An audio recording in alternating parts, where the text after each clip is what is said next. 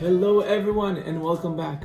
Today I would like to speak to you about a question that a lot of parents keep asking me.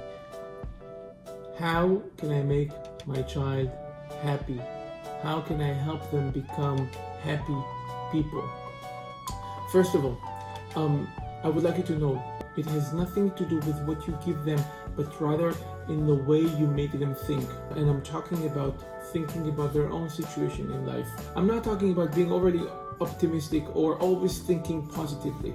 I'm talking about thinking how fortunate I am for what I have in my life. Gratitude. Gratitude is a beautiful concept, but how do we really implement it with our kids? There are a couple of words that I would like to share with you. First of all, it's a kind of a game that I developed with my kids. It's called My Top 5. You sit with your child in a very relaxing conversation and you start with one thing that you are very grateful for that you have in your life. So for example, I start with I'm very grateful for my health or for my home. And then my child continues with one thing that he or she is grateful for. And then I go.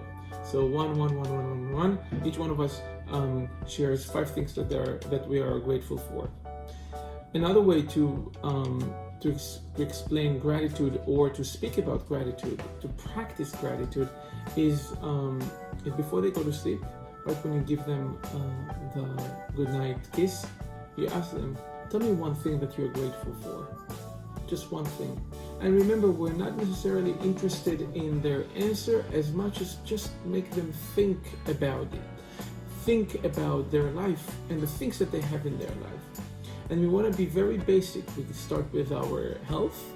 We continue with our ability to think, the knowledge. We are banks of knowledge, each one of us. We know a lot of things that we take for granted. We want them to think about what they know. And then what they're able to do, their skills. They know how to play chess, they can paint, they can cut a salad, cook pasta. They can do a lot of things that they take for granted. And then the fourth one is to think about their special people in their life. So I'm thankful for my mother, I'm thankful for my uncle, different things that they are thankful for. The third activity that you can do with your children about gratitude is to have some kind of a poster. I once did it with my colleagues. Really beautiful activity where we had posters and then we wrote the things that we are grateful for in our life. And each one of us wrote it, and it's like some kind of in the shape of a candle representing the light in our life. And then by the end of the activity, it took us 20 minutes, but you can do it over time with your children. After some time, you have a whole poster with many different things that they are grateful for, and you can post it on their walls in their bedroom so they can see it like as a visual cue. So 3 ways to exercises to increase their gratitude, thinking about how fortunate they are. One is the top 5, one, right? And then before they go to sleep with the goodnight kiss, one thing, tell me one thing that you're grateful for. We're not focusing on their answers as much as having them thinking about their own life and what they have. And the third one is to really create like a poster and from time to time to write about one thing that they are thankful for. If they're having difficulty thinking about it, you start with your health, physical, right? And physical being, and then thinking, knowledge, what are you able to do, and people in your life. So these are the ways to think about gratitude with our children. Now, my friends, the word for happiness in Hebrew is, as we know, simcha. But there is one major difference between these 2 words, and I'm not talking about the language. The root for the word happiness comes from the word hap, which in Hebrew means mazal, luck.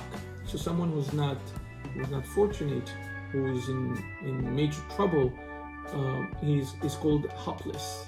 He doesn't have the luck. Whereas simcha emanates from the root sin mem chet, But also, if we rearrange the letters of the word simcha, we will get two words, shama moach. Shama moach, their mind or their brain.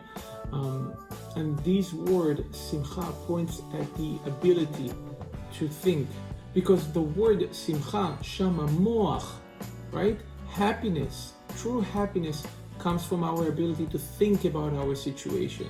We need to implement cognitive action in order to be happy.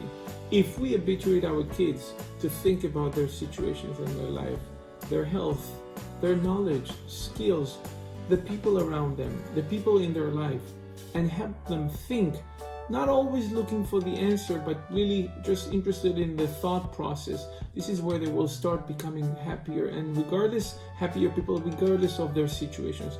So my friends, please remember, simcha comes from the mind, comes from our ability to think and appreciate what we have in life, not necessarily what we get. Take care, my friends.